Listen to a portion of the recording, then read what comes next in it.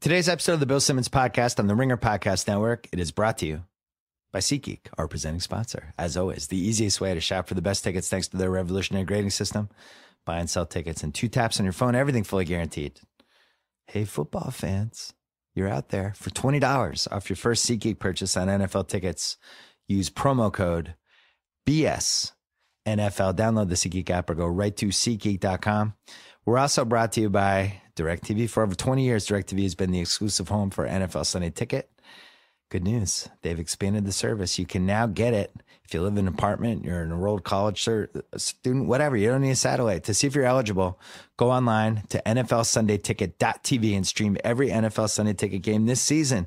Use promo code RINGER at checkout to save 15%. And we are brought to you by The Rewatchables, our newest podcast where we rewatch old movies. This week we are doing You Got Mail. Juliet Libman and Amanda Dobbins are hosting. I did the first 3. We launched a bunch of new podcasts this summer, including House of Carbs with Joe House. He had Malcolm Gladwell on last week. Ringer FC, our new soccer podcast. And I guess binge mode Game of Thrones technically counts. We launched that in the late spring.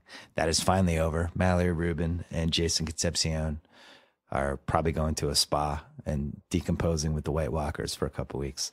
Check out the Ringer Podcast Network. Lots of good stuff. And don't forget to check out theringer.com as well, because this is our time, man. Football season, basketball, it's all happening. And it's all happening here in the BS Podcast, where you're going to have Willie McGinnis, the former Patriot. Good stuff coming up. But first, Pearl Jam.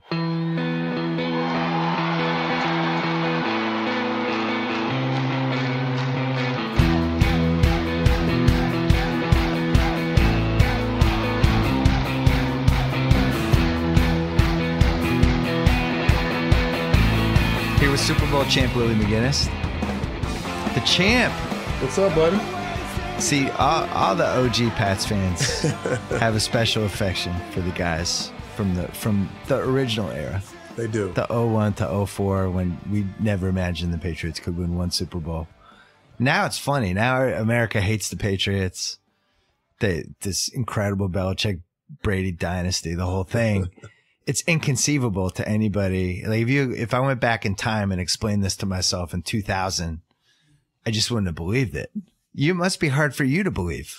It is a little surreal, and just being there when we were building things from the 90s, and then when we hit mid 2000s, when all the magic started to happen, and to be gone, retire, and see the magic still happening. I mean, just think about it. I mean, they still lost 2 Super Bowls. Yeah. What if they would have won those 2 Super Bowls? Could you imagine? It would probably have been the greatest, or probably still could be the greatest franchise in sports history. It's 7 Super Bowls, and really the only one that they definitely should have won is the Eagles one. They really could have lost the other 6. Couple plays go one way or the other. You just don't know. True. Came down to having a great kicker. Yeah. Shout out to Adam Vinatieri, one of my good friends. But, the thing with that is the 2-minute drives. Yeah. Good quarterback play. Good offensive play, good defensive play, getting, putting the offense in position. And then you got to execute when the game's on the line. And now when I watch games, Bill, I watch a little differently. But in crucial situations, when the game is on the line, when you need to make plays, when you need your stars to step up, when you need a quarterback like a Aaron Rodgers, like I watched him drive the field in a minute 42 to win the game in the playoffs against Dallas. He had almost no time on the clock. Dak had just went down and scored, and everybody's like, does he have enough time? And that's, to me, the sign of a great, I don't use the word great a lot, but a great quarterback or a great player who was clutch when you need him to be clutch.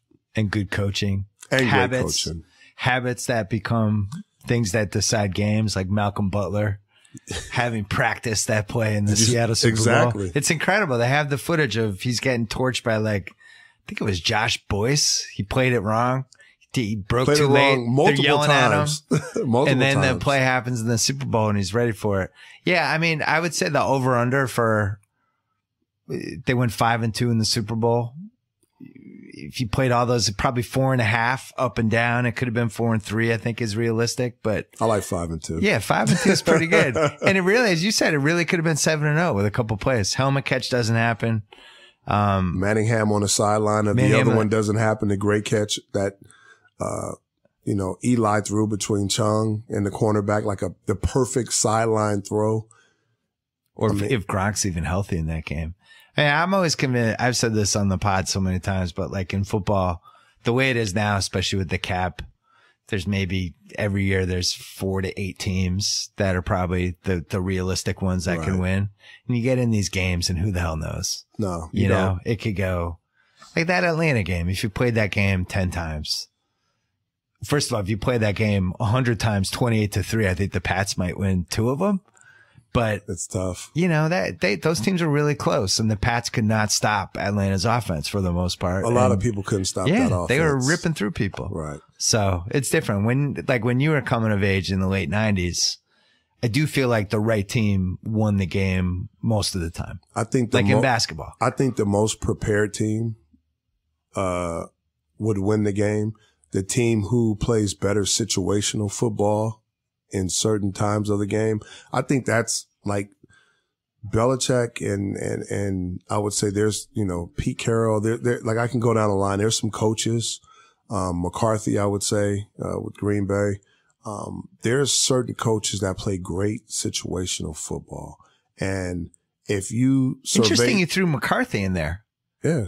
Okay. Because you've seen Aaron Rodgers do it at certain, I don't know how much of that is Rodgers and how much is you still McCarthy. got to have a game plan, right? True. You still got to put somebody in position to do that, you know? And then, like you said, it's about the player. You can only do so much. You can put them in position and the player has to go out and execute. But when you go and you watch other teams practice like I do now and you talk to players, you see how much time they really spend on situational football. That's not really popular in a lot of organizations or a lot of teams.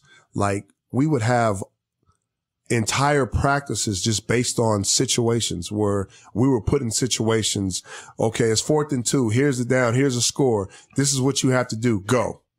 And no coaches could help. And you have to figure it out. And we would be in practice at times and say, you know what? Some of this stuff is never going to happen in the game. And then when it happens in the game, you're sitting there like, deja vu, like we just went over this. So you're prepared and you don't panic and you're comfortable and you kind of think it and you play it out. And 9 times out of 10, it would work itself out and we would win that situation. But there's a lot of teams that get into those situations and something happens. A player has a mental error. They don't execute. Somebody lines up in the wrong spot. The play doesn't happen the way they think because they've never went over that situation time and time again. And that's all preparation. And I think the best coaches in the league take their players through those type of practices and those type of situations. So when they do happen, like in the Super Bowl this year, like that was some great situational football. Some 2-point conversions, all that stuff. All that stuff. Amazing. Halftime adjustments. You go out at halftime, you make an adjustment and things just night and day. You played for, in succession, Bill Parcells, Pete Carroll, Bill Belichick. I would argue that's got to be 3 of the top 5 most successful coaches of the past 30 years. At least around 10 Super Bowls or something like that, something crazy. Yeah, and if you throw in what Pete did at USC, so let's start which I would love. That's my alma mater, of course. Yeah. I would love, I love that. Let's go Parcells first. So you show up. What year were you drafted? I forget. 94. 94, yeah. Yeah. The Pats are a joke. I mean, I'm a lifelong Boston fan. They were the black sheep. When I was growing up, it was 1976. We should have beaten the Raiders. Sugar Bear Hamilton, 3rd and 17, roughing the passer. Most bogus call. That's my guy. He was my coach too. He's one of my D-line coaches with Pete. That's right. Yeah. Unbelievable, awful call. And we talk about that for the rest of the 70s. In the 80s, we make the Super Bowl. 85. We win in Miami. We beat Oakland. They get killed by the Bears. There's a drug scandal 2 days later, and the team's immediately terrible again. They almost move. almost moves to St. Louis. Parcells saves him. Bledsoe shows up. Right. We get you the next year. And for the Pats fans that loved, you know, when you're buying the jerseys, there's different types of Massachusetts fans.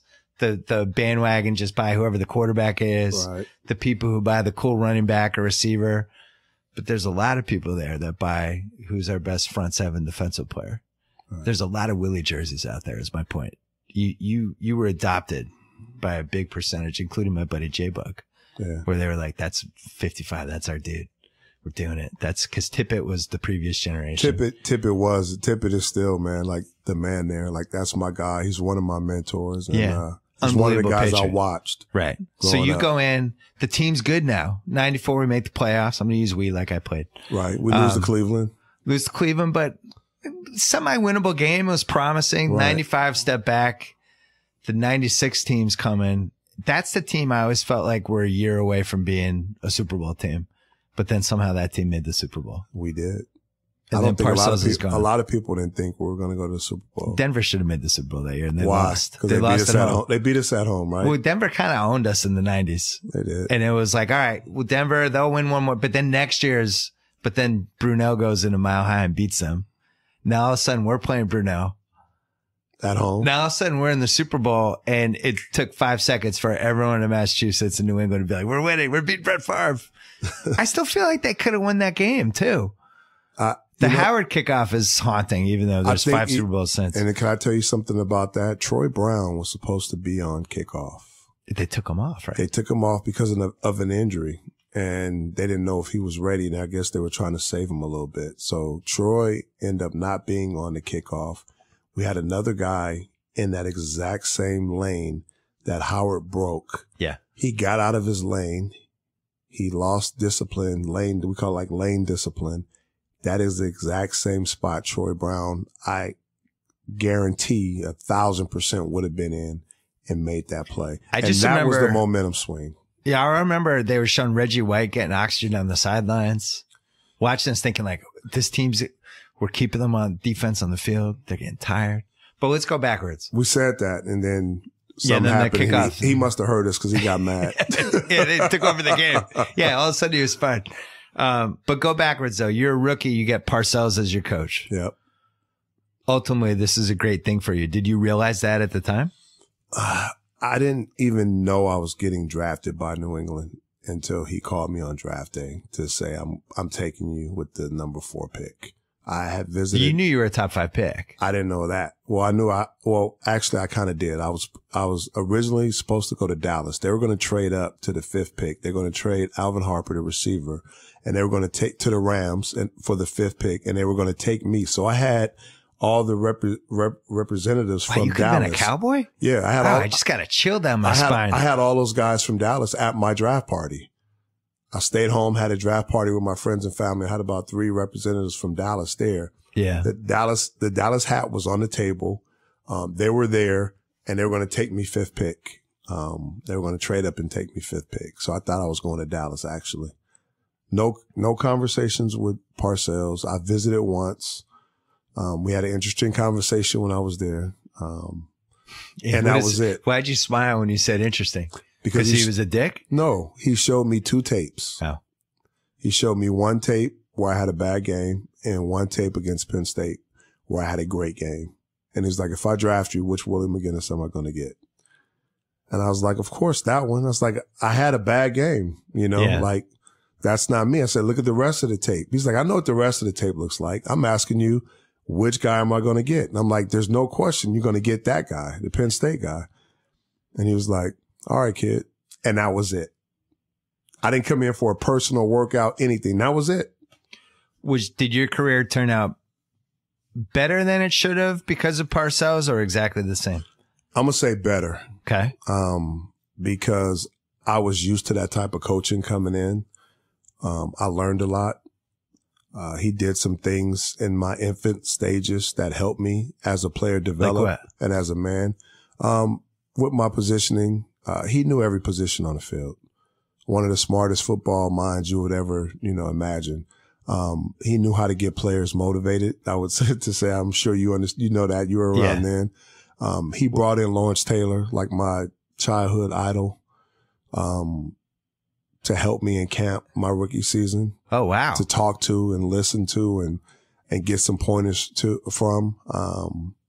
And just the way he coached, I understood that you can make a few plays and it's not enough. Like he wouldn't acknowledge until you were consistently doing what you needed to do. And I respected that. And it made guys want to do more and more. So I would say for my infant stages, that is what, that's priceless for a football player. So he'd throw you the compliment when you didn't expect it. He'd throw you the insult when you thought you were feeling great about yourself. Exactly. Kept you humble. He was always like the new song, Kendrick Lamar, "Sit Down, Be Humble." That was, stop jumping around, stop getting all excited. Yeah. You just made a play. You're supposed to do that. Right. So he instilled that in my mind. Like, you make a tackle, why are you getting up celebrating? You are supposed to do that. Yeah. And I was like, you're right. I am. It was so interesting as a Pats fan during that time because the team had been so rudderless and we had so many coaches and so many owners, and up until Bledsoe, the best player in the history of the franchise was John Hannah, who was like a left guard. Yeah. It's like, how do you get excited about that? He's a beast though. He was the best left guard of all time. That was right. all we had. I was like, hey, once upon a time we had the best left guard ever. But then to have Parcells come in, it was like having a broken home and then all of a sudden having a dad show up and just be like, all of us trusted him. He would have these great press conferences. He had good taste in players, and it was just life altering. Not I was only like, wow, that, the team's in good hands finally. Not only that, but just remember also, that's the first year that Mr. Kraft bought the team. Yes. So there was a lot going on, and I was Mr. Kraft's first pick in buying the team. So now I'm called the fifth son. And I mean, I appreciate everything. I hope that's lucrative for you. Check it in his will. Hey, he's done a lot for me and I appreciate everything. But, Parcells, Mr. Kraft buying the team, you start to see the change start to happening, the culture change and things start to change a little bit with that franchise. And, I was fortunate to be right there from the ground up.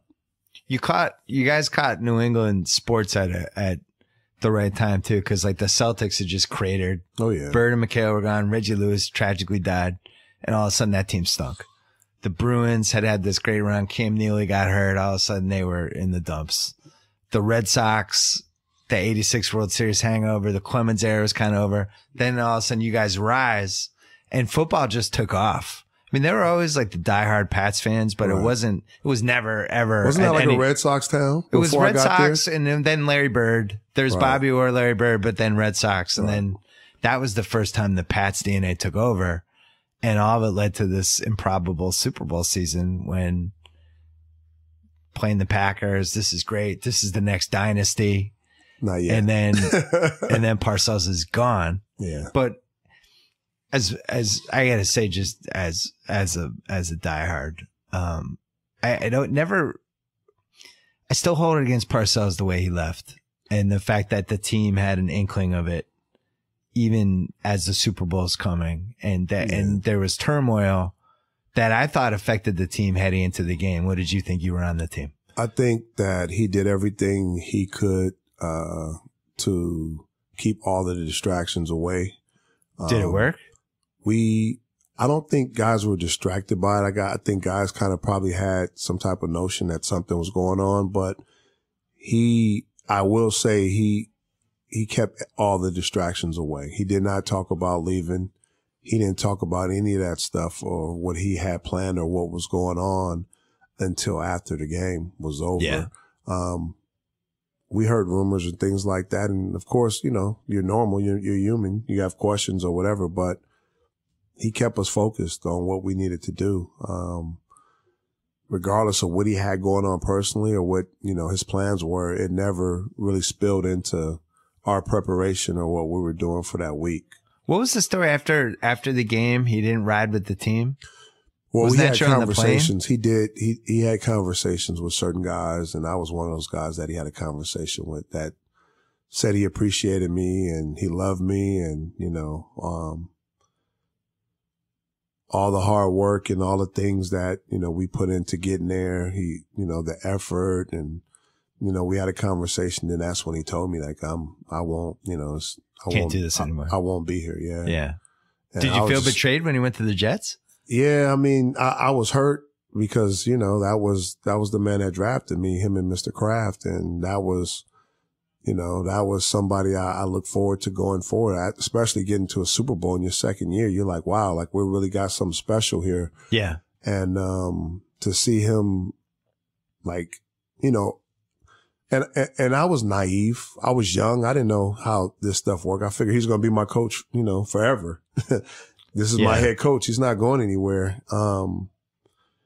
Because when you have that much success, why would you mess things up?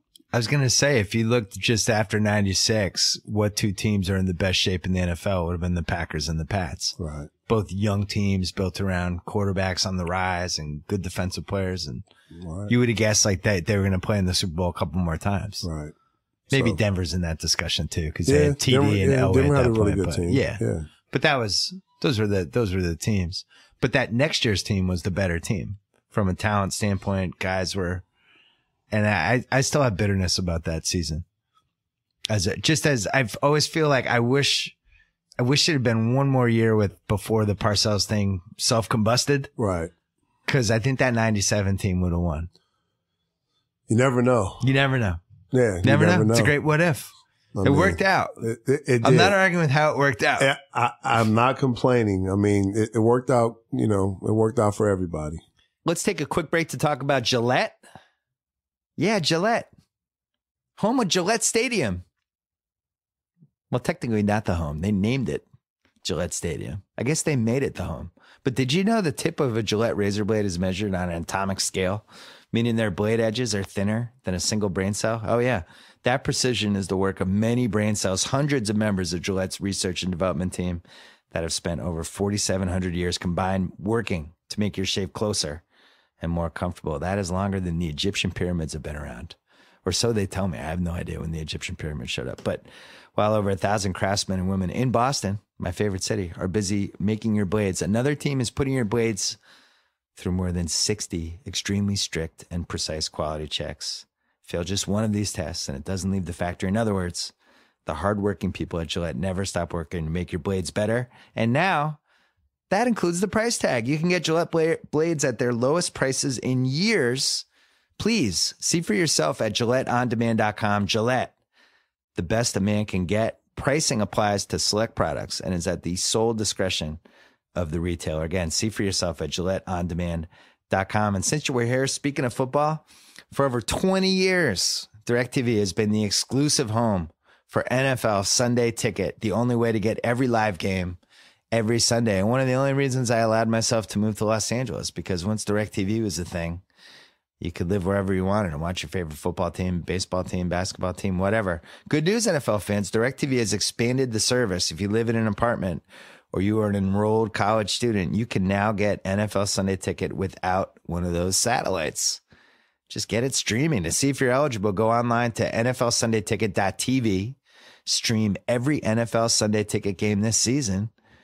Follow your team, no matter where you live. Use promo code Bill Simmons. Guess what? You save 15% with that promo code. Once again, that's NFLSundayTicket.tv. Promo code Bill Simmons. Watch all the football you want. Knock yourself out. NFLSundayTicket.tv. Carroll comes in. You felt like it just seemed like, obviously he turned out to be a great coach. I'm as shocked as anyone. I thought he was a disaster, but there were more things maybe that I didn't give credit for, like just how hard it is to follow Parcells, certain things established in the locker room, a certain culture that all of a sudden this guy comes in, he's completely different. Right. Why did it not work in your opinion? Well, you got to remember that Parcells established a type of culture, a type of player. And when you get all the players that you want in the locker room, and then another coach comes in that's like, that's totally opposite. I think he had more energy, to say the least, more of a happy, rah-rah type attitude. His coaching style was different. the way he talked and the way he approached things was totally different. He didn't rule with an iron fist. And I think we had and you had a lot of young dudes on that team. That's the problem. Did you need an iron fist coach? You probably did. You know what? They're men, but some guys took advantage of the way, Pete was, and they didn't respect it and they didn't do what they needed to do. So I think he got veterans to do, certain guys to do what they needed to do, but there were other guys who just took advantage of the situation and didn't. What was the famous concert? It was Bledsoe and a couple other people. They were stage diving in a concert during the week. Everyone in Boston went nuts. They was rocking out, man. Yeah. It's like, what are these guys doing? Well, guys do that all the time. Why are you having fun at a concert? You should be winning football games. Right. They forget we have personal lives too. I mean, you have to admit the Boston fans are pretty hands-on. They are when something bad happens, As long as you're winning, it's okay. Going. Yeah, if you win, it's fine. They got the sports radio, just critiquing everything in the newspaper. You know about that. Well, you were there. You're a sports guy, right? I know, but I was young when I was like writing for nobody, but I always felt like there was a negativity with the media that I think when things went, you have like guys like Shaughnessy coming in. You think it was a spillover like that New York media kind of like we had a spillover from that kind of? A little bit, yeah. It was negative. Well, if you're not winning, here's the thing. If you're winning, things are kind of overlooked a little bit more. But if you're winning and things are going well, then it's okay. Man, I think Pete's first year, I think we started off like 7-1, something crazy before the bye week. Yeah. So there was a lot of positive energy and a lot of positive going on, but then we ended up, I believe, 8-8. Right. So my theory in this is, and you'll appreciate this because you're from here and you live here now. The cold weather cities, I think it almost means too much. Yeah. When you're in you have these New England winters when it's like 5 months a year, it's just brutal. And then the summer comes and it's 100 degrees. And, I think it drives people a little bit crazy and the teams take on this kind of mystical level of importance. Whereas out here, it's like, it's 80 degrees again today. Or an export. Yeah, or whatever. All right. So much going on. Yeah, there's so much. I just think people are lunatics, and I include myself because that's my DNA. Obviously, I go nuts for my teams. But man, the Pat stuff, people were so mad that the team wasn't going to get back to the Super Bowl. And like, we have so much talent. What is wrong? And it's Pete Carroll's fault. I include myself. I thought Pete Carroll was like a school teacher. It was like the substitute teacher that came in because Parcells was on vacation. Drastic. It was different, right? Yeah. It was so different. And he was different, but he was still a really good coach. So you left the Pete Carroll experience thinking like, that guy's a good coach. He got a raw deal with this. He did. And it was proven when he went to my alma mater. Yeah. He went to SC. So when USC hired him, you were like, this is great. This guy's going to do well. I pushed for it. I was one of his biggest supporters. Like, oh, wow. I was alumni. Like I was telling Mike Garrett at the time, who was the athletic director, Pete was probably his 5th or 6th choice, but he was like my number 1. I'm like, this guy has the energy for college football. This guy will get these players to play at a certain level. He will bring SC back. So you told Mike Garrett, I'll contribute to our secret slush fund to get the recruits. I'll put an extra $100K of my salary if you get this guy. SC didn't need my little bit of money. But me and Pete had the same agent. Yeah. That helps. We had the same agent. So I was pulling for Pete, and I just knew, just like I said, his coaching style, and that's big with recruiting. And you're recruiting kids out of high school, and you're at a prestigious university. And like you said, you're in California. The energy's different. That energy matched Pete perfectly. Yeah. And I just thought it was a no-brainer. Yeah. And some people doubt it. And some people had their reservations about him coming in and, all right, we'll give it a shot. But then when they start winning, everybody start beating their chest, taking the credit. Like, oh, I made this great choice. And we knew he was the guy the entire time. And I was just sitting back like, okay. I was living here during almost all of that. And in the 06 team that had the famous Rose Bowl game against Vince Young, those guys were celebrities here. I mean, it is hard to stand out in Los Angeles as a celebrity. That was the only team. Remember, we didn't have a team. Yeah. We didn't have an NFL team at the time. Yeah, they were our NFL team. And literally, they're probably, some of those guys were probably making as much money as an NFL team. I wouldn't know anything about that. But yeah, those guys, I mean, that was a moment. It was a thing. That Rose Bowl was incredible. It was. And I remember watching that game from the hotel. I don't know if we're in the playoffs or if we're on the road, but I remember watching that game on the playoffs. And I was sick to my stomach when we lost. I just knew we were going to win again. I win another national championship. I was excited. But, you know, again, you got to make plays. Yeah, it's young. Made it some was the plays. last play of the game. Yeah. My thing was, you knew he was going to run. You knew the best player, one of the best players on that team was going to, you knew Vince wanted to, that game, that ball in his hands. Like just sitting there watching it from my hotel room, I'm like, Vince is going to take off with the ball. Yeah. You could play great coverage. I'd rather him throw it. He wasn't the greatest passer. He was not the greatest passer. I wanted him to throw the ball. Like my thing is make him throw it. If he takes off, now we're in trouble. Right. And guess what? He took off and I was like, shit. How many times do you pull the famous alumni power play of just, hey, I'm going to be on the sidelines for this one, guys. Get my pass ready. Well, I don't have to do that because I'm one of the ambassadors to the football program. So you get the special pass. Yeah. So we're still around the football. Like, you know, you got Anthony Munoz. Yeah. Marcus Allen, Ronnie Lott. These are very successful football players. The late, great Junior Seau, who I got my number from, who was passed down to me. Lynn Swan, who's the athletic director now. You know, there's a few of us that are SC ambassadors. So we have special privileges. And that's home. Once you're that's the difference between SC and a lot of schools. Once you're a Trojan, your family, you're always a Trojan. They welcome everybody back. The OJ component of this is a crazy wrinkle, though. I mean, he's the most famous. There's a lot of wrinkles. Yeah, I mean, there's all kinds history. of wrinkles. But I mean, that's the most famous SC guy of all time. He is. He's one of. Nah, I mean, I don't know what. It's kind of hard to elaborate on that. It really is. Must have been especially strange for you. You're an LA guy and an SC guy. And you're in the NFL when all that stuff goes down. You must have been like, what the hell is going on? I was watching it from a sports bar. The car chase? At the Marriott Hotel. I was having dinner and I was watching it from a hotel bar. And you must have met OJ, right? Of course. Of course I met OJ. He's one of our famous alumni. He's one of the greatest football players to play at SC. Yeah. And when we had our banquets at SC, he would pull up. And he would be around, and I'm from here. I'm from LA. I'm from Long Beach. And like, he's a superstar. He was a superstar, I think he's more known now than he probably was then. Yeah, I would say that's true. I'm trying to think who else. So you must have crossed paths with a bunch of people in the 90s. Yeah. Snoop, you're from the same same town. Same neighborhood. Same neighborhood or same town? He's from Long Beach, yeah. Snoop's from Long Beach, and he went to Long Beach. Long Beach Poly. is a big melting pot of talent. Okay, you know about Long Beach? Yeah, I like Long Beach.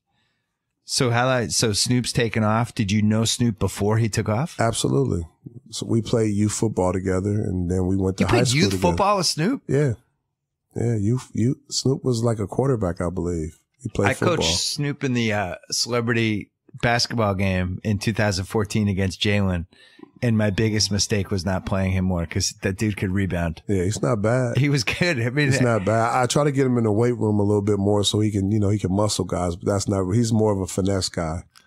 In my defense, I mean, he did get high before the game, which I witnessed. So I was like, maybe I won't ride Snoop into the ground and this game. What did he tell you? He said it helps me jump higher. It helps elevate his game. He told me to put him back in. He was like, Coach, put me back in now. Like, he kind of got mad. I was like, I'm not going to argue with Snoop Dogg. He wants to go back in. Snoop's going back in. He's very competitive. He was competitive then. Did you see the Defiant Ones on HBO? Absolutely. I grew up through that area. I was a part of that. Like, they did an unbelievable breakdown of the West Coast versus East Coast and how that whole thing deteriorated. And that was just one empire. Like, that was just the Death Row era. That was just the Snoop and Dre and all those guys. That's just one music company. Yeah. And it's crazy. I remember in 92, going up to Death Row with Snoop when he signed.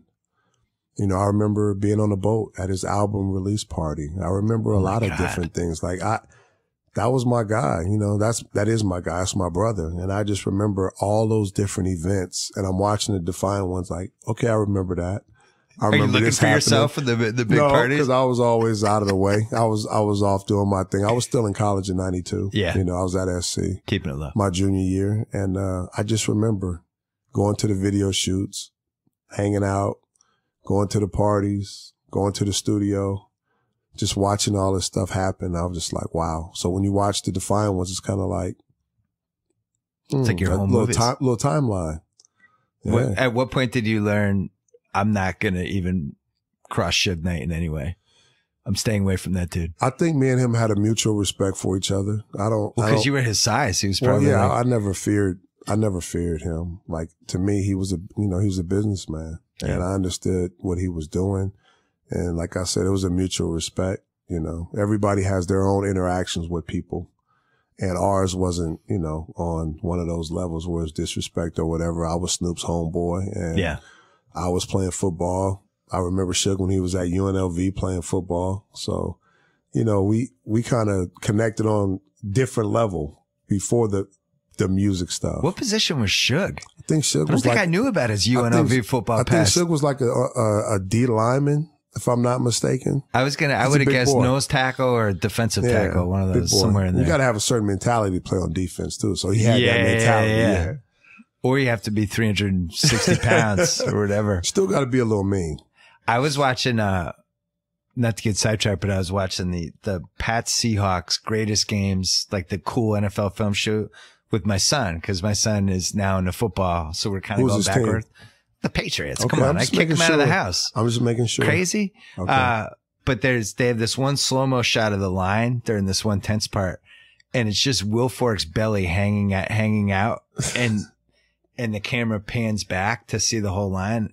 And he was just like, Dad, I can't believe, how big is that guy? Like, he just couldn't believe it. I was like, huge. That's Vince Wilfork. It's a nose tackle. Those tackles are big. They have to hold up two guys for 3 seconds. Right.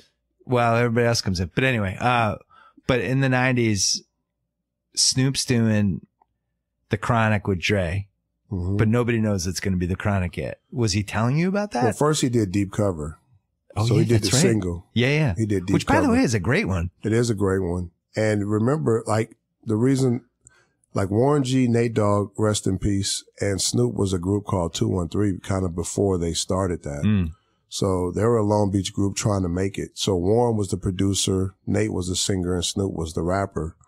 And Warren is actually the reason how Dre found out about Snoop, because that's his stepbrother. Yeah. And that's how the magic happened with him and Dre, and then getting on the Undercover Cop, you know, soundtrack. And then from then on, that was it. In my NBA book that I wrote, I have a whole section about how Robert Horry was the Nate Dogg of the NBA, which I'm really proud of. It's one of my great analogies. How do you relate that Nate Dogg to because Robert Horry was one of the great role players of all time. Right. He wasn't a superstar, but if you put him with the superstars, he knew his spot, and he would do a couple great things, and he just made contenders better. Now, that's what Nate Dogg did. Well, Nate actually kind of took off because he was kind of the go-to guy for all the hooks. Right. On so all you the could say that songs. about Robert Horry with the Rockets in the mid-90s. He was like Hakeem's second best teammate, probably. Right. And everybody started going to Nate Dogg for, if you wanted a bomb hook or one of the best hooks, Nate Dogg was the guy before all these other guys started singing on rap tracks. So you think he was even a little bit better than Robert Horry? Well, he kind of had his own lane. Like, I don't know. Like, I think Robert Horry had his own lane because he was a big shot Horry, right? He was known for the big shot in the big moment, right? And good defense. And good defense. Guard the other team's so I think best they're kind of forward. the same. That's a good. I was really proud of that one. Yeah, that's pretty good. I'd say when Nate Dogg was involved, it was never really a bad thing. Nobody was ever like, oh no, Nate Dogg's involved in this song. This isn't going to work out. No. Or you're going to have a hit. Either one. Yeah. I mean, one of my favorite albums from that era was the Above the Rim soundtrack. Oh yeah. Which kind of fell between the, what was your favorite song on that? Big Pimpin'. Big Pimpin'? Yeah. I think I like. That's my single favorite Snoop minute from Snoop in any song is Big Pimpin'. Big Pimpin'. He's just like, I don't know. We'd have to get sidetracked. It's just when Snoop had it going, I don't know what it's hard to talk about it like the same way we talk about football quarterbacks or something, because a lot of it depends on taste. Right. But I think certain guys like Snoop, I think Biggie was like this, just like for 45-second little riffs. There's just a couple people that just stood out, and Snoop was definitely one of those people. I think his delivery, his voice, his sound. I think Jay-Z's like that. His sound was different. Yeah. I mean, Jay-Z doesn't get credit for that. Like he could take, if you just gave somebody a paragraph. Oh yeah, Jay's a beast. Jay definitely because now gets people credit. think of him as the mega billionaire Jay-Z, but it's like, man, just give him a paragraph of lyrics, boom. He's still one of the coldest lyricists in the game. I hope people remember that. Yeah. You got his new album, 444? No, because I don't have title. I'm waiting. What is it? Come out on the real stuff It's yet? on now. You can get it anywhere. I'm ready. You can download it. Yeah, you can download it. It's a mature, developed, seasoned Jay-Z. And it's still one of the best. He's still lyrically doing his thing. How about Kendrick? Where do you stand on him? Kendrick's the best right now. He's the best right now. I just went to Kendrick Lamar's concert. Shout out to Top Dog Entertainment. Top Dog is his label, a friend of mine, and they showed me love, took care of me VIP. And, that's one of the best concerts I've been to. I love concerts. I love music. I love going to the venues, and I love looking at the screens and the stage setup. I love everything about the concerts, and that was one of the best. I'm waiting for him to do something special over the next 9 months. He did. No, I'm talking about with the current environment or where the world is. Right. I thought his last album was, right. He's definitely has his own lane. He's super creative. He's distinct. Right. I agree with you. I think he's probably the best right now. He's doing a lot in the community. He's doing a lot in the city of Compton where he's from. He's giving back. He's definitely giving back. Dre is giving back. And I think that's important because his message to the young kids in the inner city areas, which you're familiar with LA, is that it doesn't matter where you come from. Right. And what you're going through, that if you just keep believing in your dream, you keep working hard and you don't get sidetracked, by the negative stuff, that you can make it. And he is a kid that actually did exactly that. I think he's done the best of anybody who became famous of keeping that. Right. Without getting sidetracked by the other stuff. I'm talking about like right now, this moment. Music, I think, could have a difference the same way, like you look at the late 60s and the 70s when Vietnam and Watergate, all that stuff, and music became this cathartic thing. That kind of brings the rock everything music together. and the lyrics and certain songs, and it Right. kind of captured it.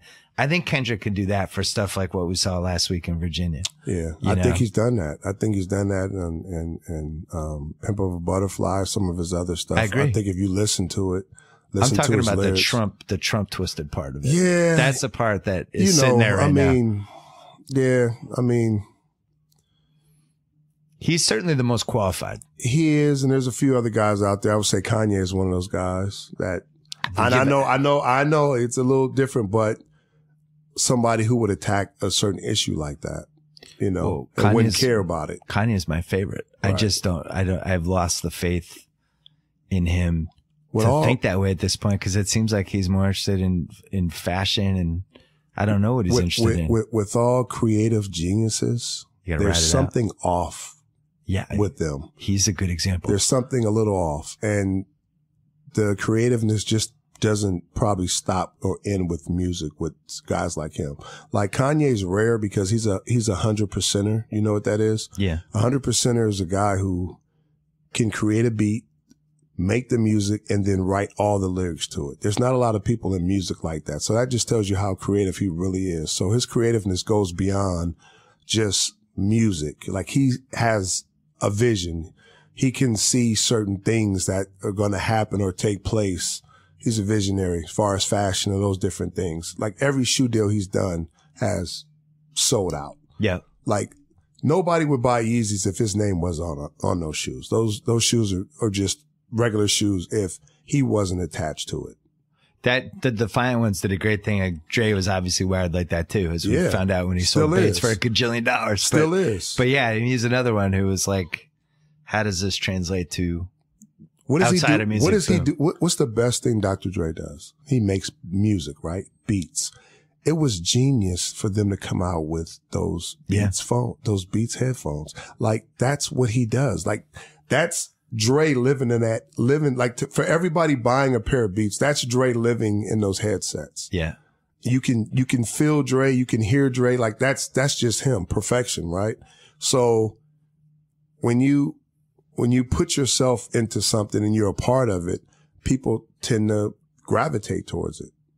I thought the best thing I love that documentary, and I keep watching it and picking up different pieces that obviously my DNA, I've been involved in a bunch of them, and it's just really hard to make something that good. Right. And it took 5 years and they spent a lot of money on it and it was worth it. But one of the things I loved about it, it's really about passion and what you believe in and what you gravitate to, and caring about something so much that it consumes you. And that's what I loved about the part with how much he cared about sound. Right. And how Iovine comes in and they play him the Chronic and he listens to it. And instead of just listening to the music, he's like, what the fuck? The sound, the sound's incredible. I can't, like, he's hearing it as a producer. Jimmy was an engineer. Yeah. So he understood that the sound is everything. Like, if you give me a dope sound and beat, I don't give a fuck what you're saying over it. Right. You got me. If you got me moving and jumping and dancing to it, then you got me. Whatever you say is going to sound masterful. Right. So that's an engineer hooking up with an engineer / producer, which Jimmy kind of was a producer as well. And that's the connection. It was like, beautiful. He heard the music. And then when you have the dope lyricists on top of that, like, it's so funny that they're shopping the Chronic around and they can't get anybody to bite on it. It's a completed album. That was because of the drama that was going on around it. It was the lyrics, all that stuff. And people wasn't ready for that. Jimmy comes in. He doesn't even care. He's just like, oh, it sounds great. Oh my, who did this? You did this yourself? It's such a cool part. But it's like, I've obviously loved Dr. Dre forever since, talking almost 30 years, but didn't really know that much about him because he's so private. Right. And when I heard they were doing this, my thought was, well, he's not going to give them anything. But it was the opposite. Yeah. It was like he enters in the world, and my takeaway, and I don't know, obviously in documentaries, you can shape whatever perception you want. My takeaway was like, this is a guy who's like trapped in this world where he just loves sounds and beats and lyrics and making music. And they would have these shots of him in front of his board. And you can't fake that, the way he was reacting to the thing. How he comes alive, right? He's just losing it. And I don't know, going back to sports, like, I think those are the guys that succeed in sports too. The people that are breathing it. Like Brady, who's 40 now. The guy loves to win. He just, all he wants to do is win football games and come through at the end of games. And that's who he is. He breathes it. He consumes it. And what I learned a long time ago is if you want to be great or you want to be consistent, then you have to do everything in your power. Every part of you has to be consumed in what you're doing. And he understands that. And he kind of understood that when he came in, at an early age. That's why he was ready. Yeah. Like, the moment wasn't too big for him. He watched a group of men do that day in and day out. The Ty Laws, the Brewskis, myself, all the different guys. He had some great vets on that team. He watched and he understood that. And he came in with a chip on his shoulder. He was a 6th round pick. He was a guy who was passed over, who should have been a starter at Michigan. Yeah. Who wasn't. So he was hungry. And he started at a young age understanding what it took. He watched us come in and be in the weight room at 6 a.m. He watched us watching film afterwards as a group. He watched us not leave, not rushing out of the building. Like, he watched us compete over who drank the most water, who worked out the most that week. Every little thing that we did in that locker room, he absorbed and he understood it. And he was a part of it, more importantly. So to see what he's doing now, taking everything to an entire whole nother level, he's just took that game and took it to another level. And that's why he continues to have success and to play at a high level and to have the hunger for the game. Most guys get complacent. Let's take a quick break to talk about my bookie. Ever since I started writing a column and doing my podcast, people have been asking me for advice for whatever reason. Sometimes they wonder what team to bet on. You got the Patriots or the Steelers? You got Chicago or Detroit? Well, where you're betting is just as important as who you're betting on. So here's an idea. Go to mybookie.ag. They've been in this business for years. Their reputation, rock solid. They do 100% cash bonuses. So off the bat, you're making money for doing nothing. And they have the fastest payouts. Seriously, just 2 business days. They have in-game live betting, the most rewarding player perks in the business, and an all-new mobile site that makes wagering on the go a breeze.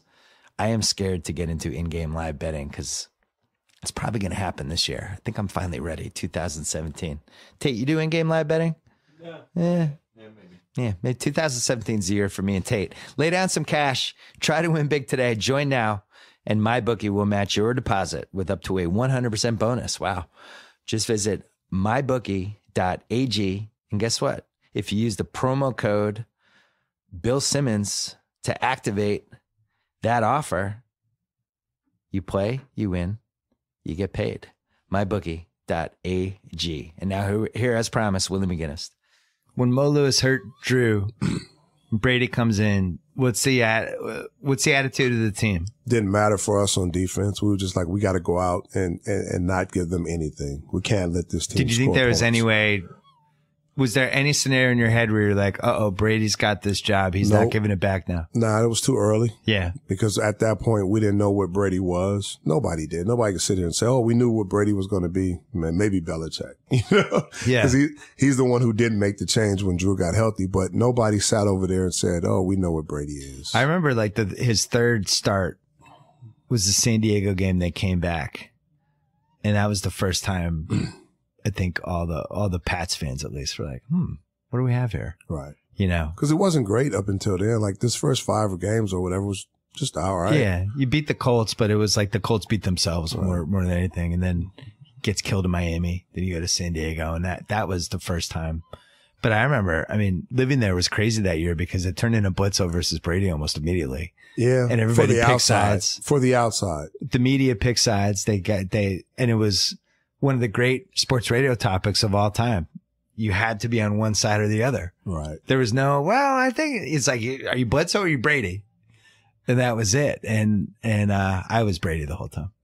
Just for the record. Why? You didn't know what Brady was. I thought Bledsoe, it hurts me to say this because I love Drew Bledsoe, but I really thought that he had become severely overrated those last couple of years because he couldn't move. I thought there was technical. Well, neither one of them can move. Well, that's true. I thought there was subtle stuff Brady was doing, like play action, and just the efficiency of what he was doing felt different. And it felt like for what that team needed made more sense because we had a great defense. We had a really good coach, and it was like he made more sense for that team. I didn't know he was going to become what he became. Right. But Bledsoe, it seemed like Bledsoe was heading in the wrong way. He'd taken a lot of hits in the 90s. He had just signed $100 million contract. And I remember worrying about that contract. Year. I remember worrying about it. So wait, go backwards a year. Belichick comes in. Pretty weird circumstances. Quit the Jets. Have to give up a first-round pick for him. Not the most gregarious guy being interviewed. We were used to that though. Yeah. So I was going to say, like, he comes in, you start work with him. Is it like Parcells's baby clone? Or what was different they about were a little different, but he had his side to him and his demeanor and the way he coached. And remember, he was there too in 96. He was was a defensive back coach. Special assistant defensive coordinator. Yeah. Whatever. So he was there alongside Al Groh, our defensive coordinator. But, he had his way. And you could tell immediately that he was going to incorporate his style of football and his style of player. And if you wasn't on board, well, you didn't know, I knew how I was. So I'm glad I was one of his guys. But if you wasn't on board or you didn't fit that prototype, you were out of there. Yeah. There's only a small group of guys he kept. Everybody else was, it's like a revolving door. Guys were out of there. It was a certain type of guy. There's no question. Right. He loves, like, And I think both coaches in the same. They love a really tough football player. They want somebody that's tough, not just physically, but mentally. Like when things start to break down, you don't break down. You don't lose focus. They wanted somebody who made smart decisions, who didn't cost the team and do dumb stuff on a consistent basis. Yeah. They wanted somebody that had good work ethic. And that was key, because if you didn't work or you didn't do extra work, they didn't take to you, you know. It's the most underrated. It doesn't sound like it's a talent, but it actually is. Work ethic is its own talent. It's hard. Yeah. It's not, guess what? Not fun to work out. Not fun to lift weights. Not fun to get up at 6 a.m. All the little things, man. It was so much work to get to the games on Sunday. Yeah. People don't understand, like, Sunday was a relief. Yeah. Like, Sunday was our fun time. It was our dessert. Like, it was the best part of us being on a team was Sundays. Yeah. Cause that was just fun day for us. It was just let it all go. The work to get to Sunday, if you're going to be great, that's where you win. And we realized that early. And I think that's the effect Belichick had on us as players, that you win the football games during the week. You win the football games before the game gets here. That's going to determine how you perform or how you play, or if you're going to win or lose. So we developed an attitude and a sense of thought that going into Sunday's game, we knew we were going to kick somebody's ass before we even lined up. We just knew it. Yeah. And we can line up and go out and look at guys and watch them. And we knew we already had them before the ball was snapped. You must tell your daughters play sports. Mine does too. When they're, I don't want to go to practice. It kills me. You give the speech, right? And they don't. Hey, this is the part that matters. They don't practice. listen. And they still don't listen. They don't listen.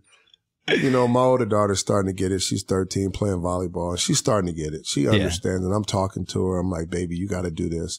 You got to work. And when she first started, I was like, this club volleyball costs a lot of money. Yeah. Now, you could play at school and have fun and it won't cost me nothing. But if you want to do it for real, we're going to do it for real. Like, you're going to work.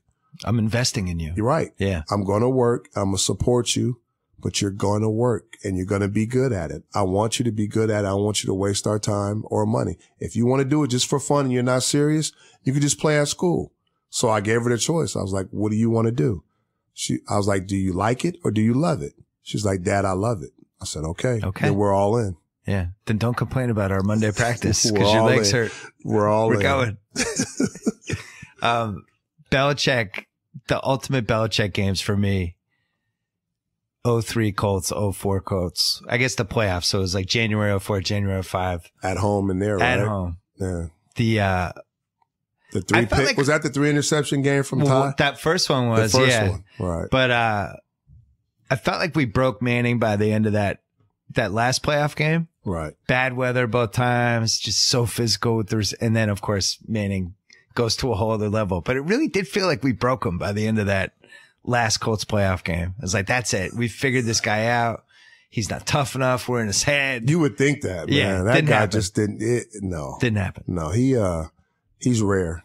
Was he the scariest QB you played against? Yeah, he's one of. Give me the list.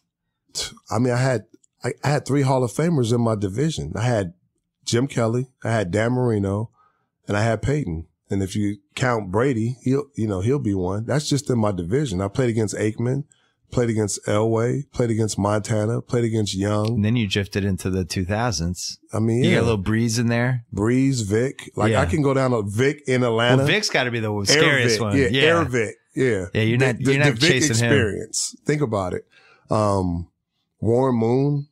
I mean, I played against all these guys. So I think I played against the greatest quarterbacks ever. I don't think there'll ever be like a span of great quarterbacks that anybody will play against that I did. Yeah. That's true. You did bridge like 3 different eras, basically. Did you play Roethlisberger you played against? Big Ben. Yep. You're not tackling him. You need some help tackling him. I tackled him and he threw me off a couple of times. He's a monster. He's a linebacker playing quarterback. What's the worst type of quarterback to try to play against? The Michael Vick type or the Roethlisberger type? Both. I mean, it's different. Because the scramblers, you can hope, can just keep them in the pocket, make some mistakes. Ben could scramble. Ben could run, and he was strong. Yeah. You know, and he can avoid. And you could hit him, and he could still throw the ball, 30 yards, 40 yards down the field. So Vic, you had to rush him a certain way, because if you didn't cautiously rush, keep him a certain way, he changed every dimension. The way we went and prepared to rush a quarterback, we had to change for him. Because if you didn't contain him or keep him in the pocket, you keep him in the pocket and he's throwing over those giants, that's what you want. When he's out on the edge scrambling and doing all that, I mean, he's a big play waiting to happen. So you can't win. And then there's certain guys that didn't move. Yeah. Like Jim Kelly did not move out of the pocket. He'd take every hit you issued. Marino too. Well, Marino couldn't move. Marino after hurt his Achilles, but he had one of the fastest releases ever. Yeah. So there's certain guys that you had to play different. Marino, the scariest of my lifetime is still Elway 1A, Marino 1B, because they killed the Patriots forever. Right. But Marino, the release, it was just, once he got in the groove, you just felt helpless. This one time I was hitting Marino, and I swear we were going down to the ground, and he flicked the ball with his wrist for about a 15-yard out. I mean, he had one of the fastest releases, and I watched it, and I thought I had a sack. Like, I got up, and I got the, feeling myself, and I'm looking down the field, and I'm like, he got that out. Like, his release was the best, in my opinion, out of any quarterback I've ever played against, his release. Do you agree that Brady is the GOAT now, or do you think that nobody can be the GOAT? I do think Brady is the GOAT.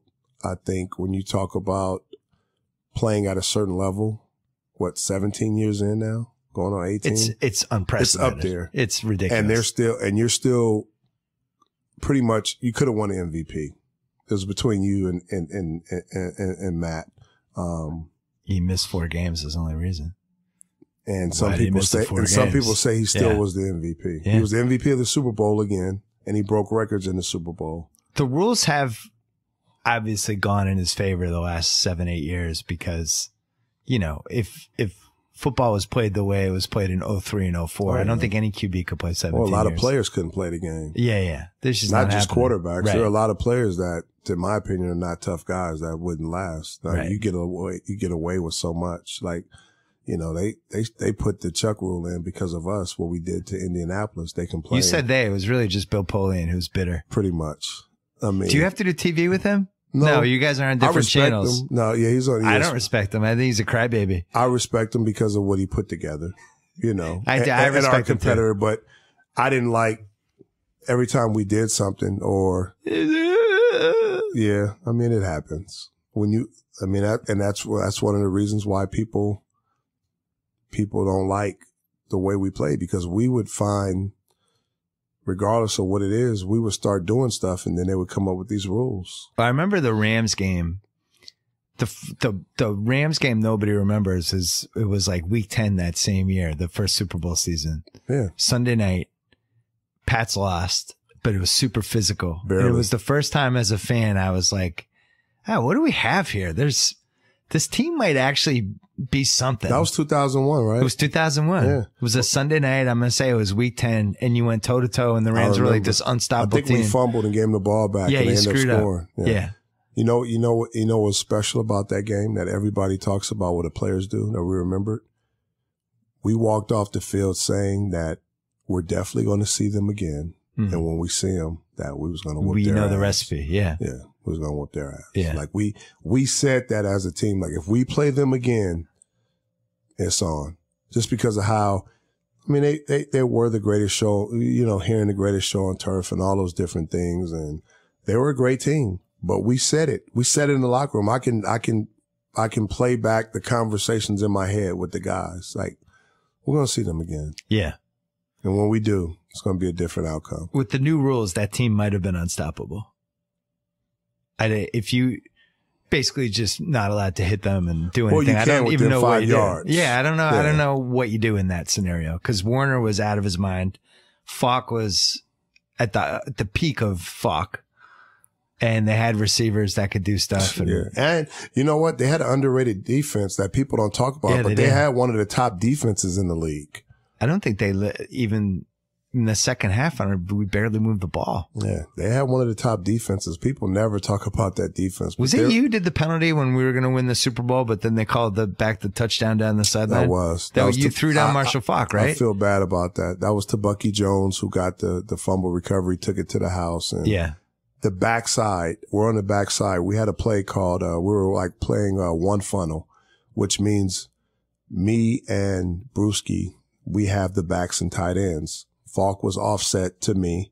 If he goes out to the flat, I got him. If he goes inside, Brew has him. He did an angle route, started out to me, then he went inside. I look over, Brewski took off. He was chasing Kurt because they start to scramble the other way. So Brew took off. So I was like, I'm not going to let him run free and he be the guy. So I made an executive decision. I tackled him. But half the time they don't call that though. Not on the backside of the play. It has nothing to do. It didn't affect the play at all. I was surprised. And it was late. It was late. It was a little fishy. Tabucky was like 25 yards down the field and I'm looking at the ref like, don't do it.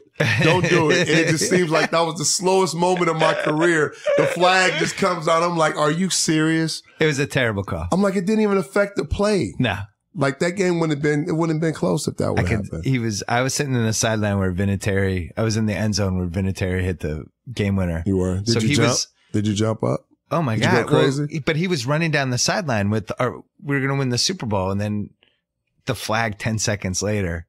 It's like, what? Everyone had already celebrated it. I know. And that was where all the Boston DNA kicks in. You're like, oh, we're going to lose. Here we go. Was I the GOAT at that point? No, the GOAT was, we're getting screwed again like we got screwed with Sugar Bear Hamilton. Right. It was more of a bad call. Right. I don't even know if they replayed it on the whatever. You were too good to be the GOAT. Nobody saw it. Like it wasn't, I was surprised, but I did look at the guy. I was like, don't do it. I was like, oh shit. It is crazy that team won the Super Bowl with how, I wouldn't call it an offensive powerhouse. You know? No, it wasn't. It's just, even like being able to go. I think Brady only threw for 112 yards or a couple 14 points in first half, and then that was it. Yeah, I mean, it wasn't. Troy Brown was really the only kind of game-breaking skill guy that team had. The 03-04 teams. The 04 team with Dylan, I think, was kind of the most well-rounded team. The offense changed. Yeah. You know, when that was Moss just got a great there, team. you know, when they had Moss and West. 07, and yeah. I mean, the offense quickly caught up. What year did you leave? I left in, was it 05, 06? Yeah, you left after the third Super Bowl. Yeah. Belichick. Well, I stayed one more year. I stayed one more year. But I mean, you were there for all three. We lost to Denver in the playoffs, I believe it was. Jake Plummer, Ben Watson fumble, the Ben Watson strip that they said went out at the 1-inch line when it went out of the end zone. When the defensive back ran it all the way down. Yeah. Champion. Belichick cuts the cord with his vets 1 to 3 years early. That's been his move for 2 decades. And for the most part, it's you can't argue with the results. I mean, obviously, this has been one of the most successful franchises in any sport. You were one of those vets. Yeah. We were talking before we taped this about how at some point when you're a vet and you're near the tail end, like Vince Wilfork's another good example, Lawyer Malloy, Tyler, I mean, the list goes on and on. You almost have more value outside the Patriots than you do on the Patriots, because this outside team's looking and they're like, we need a vet. We need a leader. We need somebody who's been in some wars and won some rings. We need that guy. He's worth more to us. And that's how this keeps happening. Are you 5% bitter about it, like all these years later, or not bitter at all? I'm not bitter. I understand it was a business, and it did hurt to leave because I wanted to retire a Patriot, which I ended up doing after I was done. But I do understand the business aspect of the game and how things work. And, you know, in my situation, it was like we couldn't communicate on a number. Yeah. And well, yes, Cleveland coming in with a big number. Yeah, I mean, but I didn't even entertain that until I figured there was like they were waiting pretty much till the market softened. And Pioli was the GM at the time, and he understood. Like right before that, remember Ty Law had got an offer from the Patriots, and he said it was disrespectful. He went in, in the papers, and it became a big thing. So Pioli was a little cautious with me because of the respect that they didn't want to disrespect me, and I would have stayed for less. Yeah. But it was just no communication on what that less was. So time running out, free agency drying up, you got to make moves. You got to move around. You got to let people know. And some people thought we had a deal on the table. That was put out there too, which we didn't. So we had to let people know that, yeah, this is my first choice. I want to stay here. I want to be a Patriot. This is home. But at the end of the day, there's no movement here. So I have to go out and at least visit other teams. And out of respect, it was a good fit in Cleveland because Romeo was there, ran the same defenses. I knew what he was trying to create there, the culture and what he was trying to instill in the locker room and all those different things. And the number was right. But before I even entertained that again, my people called the Patriots out of respect, like, hey, this is what they're offering. This is what they're doing. Before I entertained a deal or signed or did anything.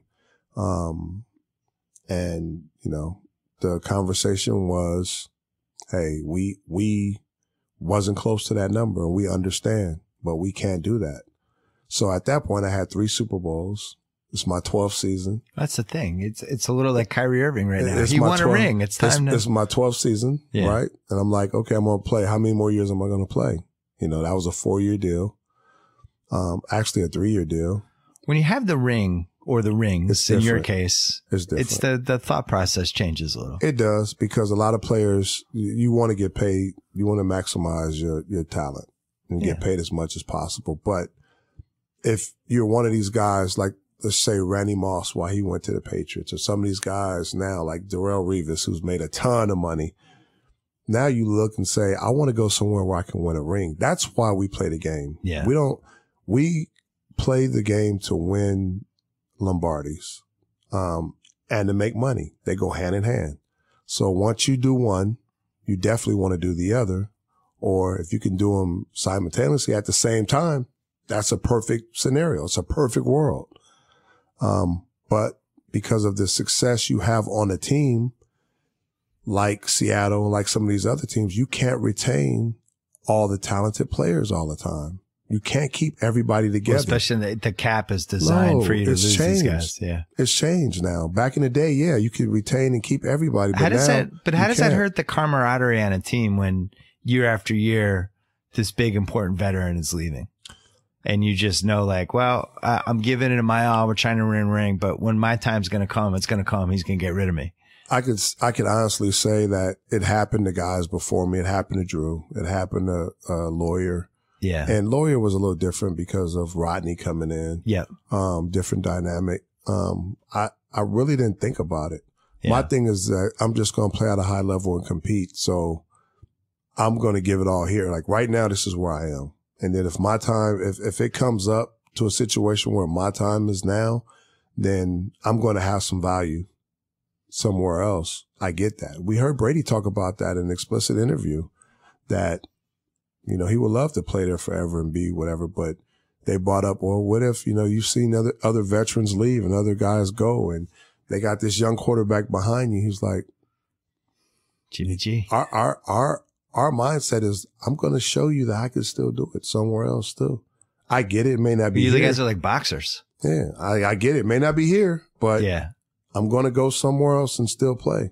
And it's not the same. And you don't want to do that. I didn't want to do that, but that's the nature of the business. It would hurt to see in a Browns jersey. I will, on behalf of all the Pats fans, I feel comfortable saying that. It was not right. It was different, but I had a lot of respect for Browns fans. I mean, it's how football goes. You almost every time the guy's going to end his career on a different team. It's just the way it goes. Right. I agree with you that I think there's like a 5% chance Brady retires on a different team. Yeah. Cause I think out of anybody, he's going to have a lot of trouble walking away. And I think he's in great shape. So? I think he thinks he can play till he's 45. I think he said that. But I think realistically, he's smart enough to know if he's hurting the team. Like he's so unselfish, and it's never about him. I know, but he's not even close to hurting the team. You right. know? But that's what I'm saying. But when or if he gets to that point, then he will walk away. But when you said that about Peyton Manning in Denver, and he was ready to come back another year, he was terrible that last year. His body was broken down. He was. He would have taken, like, if the Rams had said, "Come be our QB I don't for a year," think he would so, have done though. it. I think he was done. I think he rode off into the sunset, and he knew that. Let's give Tate the tie-breaking vote. Tate, you believe that? What? You think Manning would have come back for one more year after he won a Super Bowl? The Super Bowl got it for him. It sucked. Okay. There you go. He won. Like, if he didn't win a Super Bowl, maybe, but the way, and he needed a tie. He know that it wasn't because of him either why they won that Super Bowl. That's got to kill you. Right? Yeah, that's got to be tough. He knew that. Like, who was the MVP? It was Von Miller. Like, you knew in that game. They won despite Manning. You knew it. Yeah. You knew in that game, like, at the end of the day, okay, everybody was like, bro, you have nothing else to prove. You must have been excited to see Von Miller get a Super Bowl. I mean, you must feel a kinship with these defensive dudes. I mean, I love Von Miller. Like, he's one of the best guys, man. He's an animal. Who's the best who ever played your position? Outside linebacker, Lawrence Taylor. Who's second? That's tough. Because I think everyone agrees LT is the best. I'm not just, because I don't, like, the system I played in, I didn't just rush. Yeah. I rushed and I dropped maybe 30-35% of the time. So it takes away from my sacks. Yeah. So when you talk about a player like that, somebody who does it all, it's hard. So you feel like there's too much specialization. No, a true outside linebacker does it all. He's just not a pass rusher. So I would have to find a guy who did all that. Like Andre Tippett was one of those guys that could do it all in the coverage. Von Miller drops in pass rushes. Like on third down, his hand is in the dirt. Yeah. Certain formations dictate whether he's in coverage or not. There's other guys like Derek Thomas was one of my guys. He didn't drop a lot, but he's special. And that's who kind of Von Miller reminds me of. But a true outside linebacker, in my opinion, does everything. Yeah. What was your best win? Probably the 2001 Super Bowl. 2 reasons. One, I was coming off back surgery. And when you're sitting in the hospital bed off back surgery, you kind of start to have doubts if you're going to be the same player, if you're going to be able to play again. Yeah. And that was a little scary for me. And to be able to rehab that whole summer, come back and be in the Super Bowl and make plays and win it was special. 2, nobody gave us a chance. That was the ultimate nobody believes in us team. Nobody. Because you had 2 weeks, the week before with the Steelers, same thing. Nobody. They're playing in their Super Bowl party. That was great for us. Yeah. We loved it. That's the most underrated factor, right? It was. And we fed off that so much. People just don't understand. Like there's certain things you shouldn't do to teams before you play them to motivate. We heard about the Rams getting size for a double ring right. thing. We heard about Pittsburgh making their plans and all the stuff that they had going on. Our coach is masterful at using everything on the outside and just feeding us all week and just burning us up. And there's so much that we wanted to say and talk during that week or being in the meeting, but we knew that wasn't us. And when it was game time, we just unleashed it all. That was the curse of the 19-0 Pats. It was the one time they didn't have that chip. Because they became the team that everybody else was saying, nobody believes in us. Everybody believes in that Patriots team. And it was like it flipped on Belichick. How do you motivate a team that's trying to go 19-0? I think he finds ways.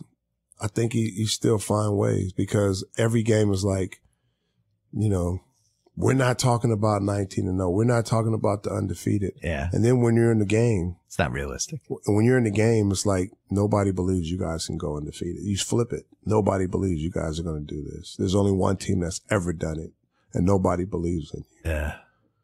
And then you sit here like, we got to go out and make history.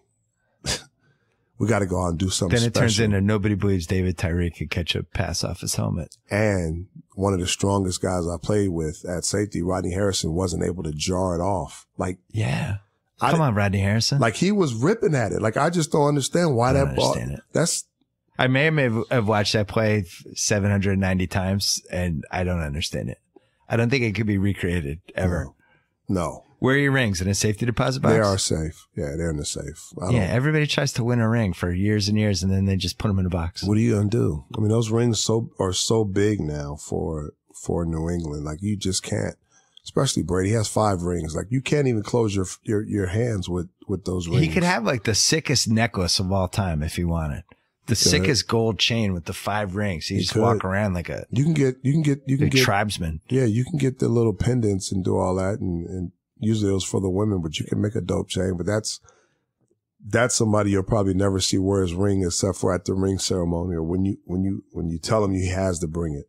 Or like a special, like you're wearing a very nice earring right now. Not a ring thing. If they had done a Super Bowl earring, but when ring, you have that many, yeah, people know you have. It's a great problem. You don't have to wear them.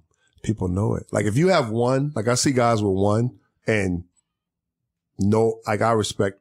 Like, I don't care how many you want. If you win one, you won one. Like, that's the best thing ever. But the guys that I see with one, they wear them all the time. Yeah. The guys that I see with multiple rings, they never wear them because people know you've done it. And it's a little gaudy to walk around with multiple Super Bowl rings on all the time. You had the 3, but you also have the 21 game winning streak, which I don't think Belichick gets enough credit for. Oh, yeah. I forgot about that. 21 straight. I know. It was a big deal at the time. It's still a big deal for me. Yeah. That's a special number. Great. There's a lot of close wins in that streak, too. Most games are won by 3 points or less in the NFL. That team, that stretch, I've never seen a team what that year was just a stretch. It was 03 and 04 together. 04, yeah, together. But it was like that team was just like, if it's fourth quarter and it's 3-point game, we're winning. That's the attitude I was telling you about earlier, that we went into those games like no matter what happened during the game, we knew in our mind at the end of the day we're going to win. Last question, just for the Colts fans: Did you fake the injury in the fourth quarter? Okay. No. One thing about being injured, if you've ever been injured, the one thing you hate is being injured and not being out there, and you will never fake it, because if it happens for real, you're bummed out. And I got my knee caught up in the turf. Yeah. And if I was faking, I would have came in the very next play. Remember, I left out and I didn't come back to the 4th play. Okay. So I was on the sideline trying to work it out, but I was fine. Because the Colts fans, I know. 38-34, 4th down stop on James. And then you ran 55 yards with your arm up. You didn't see the little limp? You were flying on that celebration. I was, man. But my whole thing is, so what if he did fake the injury? We won the game. Isn't the goal to win the game? I would have came back in the very next play if I was faking. Yeah. It's like typical sour grapes. Why would I sit out 2 extra plays? Typical sour grapes from the Colts fans. The same city that tried to get Deflategate going. We're on to you, Colts fans. And they got the chuck rule. Got the rules changed. I still enjoy every Pats. I enjoyed all the competitions with the Colts, man. We had some good battles. Willie, this was fun. Can I ask you a question? Yeah, ask me a question. You know, I'm gonna ask you. I'm newly and fresh on Instagram, and I see you looking over there. Can we check his Instagram account? Because I don't have a lot of followers. I'm new at this. I'm gonna follow you as soon as we're done. I don't know. I follow like my daughter and like 20 people. I'm boring too, but I just need, you're like a big time. What's You're like a big handle? Deal. You're like a big deal. I don't have 3 rings. You're still a big deal. What's your Instagram handle? At Willie McGinnis. All right. I'm going to follow you. We'll pump it up. Okay. Thanks, Willie. Thank you. This was fun. It was a pleasure. Thanks so much to Willie. Thanks to SeatGeek, our presenting sponsor. Thanks to Miller Lite, the official sponsor of the Ringer.com's relaunch. Thanks to Gillette. I told you before, Gillette Razor Blade Edge is thinner than a single brain cell, and that's the product of many brain cells at work, namely the thousands of men and women at Gillette, always working harder to make your shave better. Now you can get Gillette blades for less at GilletteOnDemand.com. Gillette, the best a man can get. Pricing applies to select products and is at the sole discretion of the retailer. Please go to TheRinger.com. We have a ton of football preview stuff up, especially if you're getting ready for your fantasy draft, football bets, whatever you got going. We have it all at TheRinger.com. We have these little hashtags on our cool little site now. If you do click on the NFL preview link, all the NFL pieces come up. Don't forget about the Ringer NFL show. We have Kevin Clark and Robert Mays twice a week, counting down their 33 biggest questions heading into the season. Mike Lombardi and Tate Frazier on GM Street. And that one's heated up too. They did blue chippers for offense. They did blue chippers for defense. And then this week, Lombardi is going to rank the NFL coaches. Is that from 1 to 32? Yeah. Oh, wow. I wonder where Belichick's going to rank. Put it this way, if Belichick's lower than 1, I'm fighting everybody. So we'll see how that goes. Hopefully I won't have to beat everybody up. Don't forget about the rewatchables. Don't forget about House of Carbs. Don't forget about Cousin Sal's Sure Thing. Don't forget about Ringer FC, our 4 most recent soccer podcasts. And also, speaking of football, Lombardi is doing a bunch of preview videos that we've been putting up all week on theringer.com. So check those out. The BS podcast is back on Friday. Thanks for listening.